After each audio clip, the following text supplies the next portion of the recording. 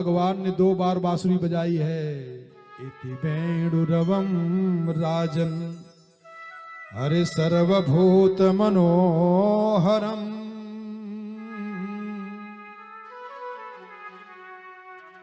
एक बार भगवान ग्वाल बालों के साथ लीला किए, ब्राह्मण की पत्नियों के ऊपर कृपा किए, उनके हाथ का बनाया हुआ भोजन किए। इसको बताए सुखदेव जी महाराज राजा परीक्षित को भक्ति पर कैसे भगवान रीझ जाते हैं। इसके बाद इंद्र के यज्ञ का जो निवारण किया गया, इंद्र के यज्ञ को भगवान ने बंद नहीं किया है। ध्यान देना, कई लोग कहते कि इंद्र के यज्ञ को भगवान ने बंद करा दिया है। बंद नहीं कराए, उन्होंने पूजा की विधि बताए, पूजा कैसे करना चाहिए। पहले कुल देवता की पूजा करनी चाहिए, तो कहा कुल देवता की पूजा कराए। इंद्र को समझ में नहीं आया, फिर इंद्र देवता नाराज हुए, बरसात कराए। फिर भगवान गोवर्धन को धारण किए हैं अपनी बाएं हाथ की कनिष्ठा अंगुली के नखमण पर। 7 दिन 7 रात धारण किए रह गए। और बताऊं राधा जी की कृपा जरा थोड़ा सा बता दूं। जब भगवान अपने बाएं हाथ की कनिष्ठा अंगुली के नखमण पर 7 कोस लंबा, 7 कोस चौड़ा, 7 कोस ऊंचाई वाले पर्वत को अपने नखमण पर जब धारण किए बाएं हाथ की कनिष्ठा अंगुली पर, जितने लोग थे कोई डंडा लगाया, कोई लाठी लगाया है। और जब भगवान ने हाथ नीचे किया, सबकी चटचटाई। भगवान अरे भैया बचा बचा, भगवान हाथ ऊपर कर दिए। यशोदा मैया की आंखें भर आई कि मैं इसको इतना डांटती रहती थी, और आज ये पूरे ग्वाल बालों को, गोपियों को, गाय बछड़ों को बचा रहा है। तो सांडिल्य ऋषि से कही है, महाराज कोई अनुष्ठान कर दीजिए, हमारे लाला को, हमारे कन्हैया को, हमारे पुत्र को ताकत आ जाए। कहा माता जी अनुष्ठान एक ही है। कहा क्या? कहा वृषभान की लाडली राधा रानी को बुला दीजिए, बस बरसाने वाली आती हैं। ध्यान देना, वो बरसाने वाली हैं। ये बरसने वाले हैं, वो बरसाने वाली हैं। और जब बरसाने वाली आकर के सामने पर विराजमान हो जाती हैं, गर्ग संहिता से बोल रहा हूं, गर्गाचार्य जी महाराज ने लिखा है। सांडिल्य ऋषि महाराज ने जब बताया तो गर्गाचार्य जी महाराज इस को देख करके गर्ग संहिता में उतारा है।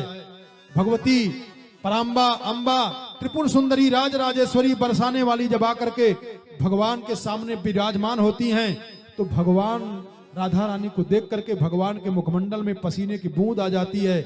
और भगवती अंबा, पराम्बा, राज राजेश्वरी, त्रिपुर सुंदरी राधा रानी सोचती हैं कि हमारे प्रियतम के मुखमंडल में जो ये पसीने की बूंद आई है, लगता है कि पर्वत का जो भार है, इस भार से हमारे प्रियतम को कष्ट हो रहा है। और राधा जी ने क्या किया जानते हो? नजरिया ऊपर उठा दिया। बस नजर त्राटक के द्वारा नजर को ऊपर उठा दिया। भगवान राधा रानी को देख करके राधा रानी की सुंदरता में मुग्ध हैं, और राधा रानी अपनी नजर ऊपर उठा दी।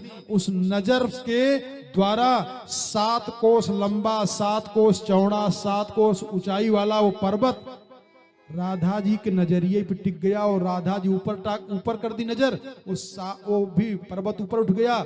7 दिन 7 रात तक राधा जी नजर नहीं गिराई, और भगवान देख रहे हैं उनके ऊपर पर्वत का भार है नहीं, राधा जी त्राटक के द्वारा उठा दी हैं। और 7वें दिन हथवा वैसे किए रह गई है। और जानते हो, गाते हैं, समय कम है, नहीं क्यों गाते समय? अरे तेरे सब संकट मिट जाए। अच्छा देखो, गोवर्धन की लंबाई चौड़ाई किलोमीटर में, मील में और हेक्टेयर में, और किसी पैमाने पर नहीं किया गया है, कोस में दिया गया है। कोस में इनकी परिक्रमा कोस में कही गई है। सब दुनिया बदल गया, परिक्रमा चल रहा है, कई किलोमीटर है, इसको नहीं बताया जाता है, कोस में। बरसाने से वृंदावन की दूरी 7 कोस, नंद भवन से गोवर्धन की दूरी 7 कोस। क्या हम नापे हैं क्या?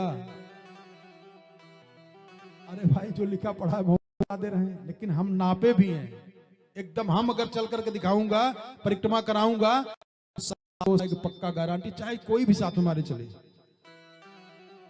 और आपके पास परिक्रमा वहां करना है, लेकिन नहीं जाने, बिना कथा सुने नहीं जाने। अरे तेरे सब संकट कट जाए, मिट जाए, 7 कोस की परिक्रमा करिए।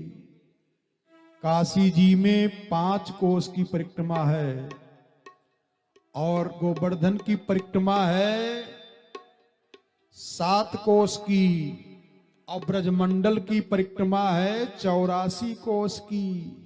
भागवत जी की कथा अगर समझ में आ जाए तो यहीं बैठे बैठे सबकी परिक्रमा करा दो, यहीं बैठे बैठे, तब संकट मिट जाए।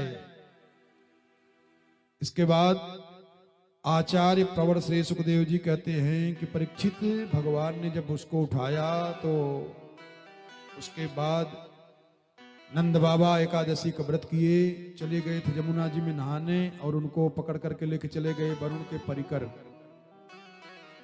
इसमें व्रत का नियम बताया गया है, कैसे व्रत करना चाहिए।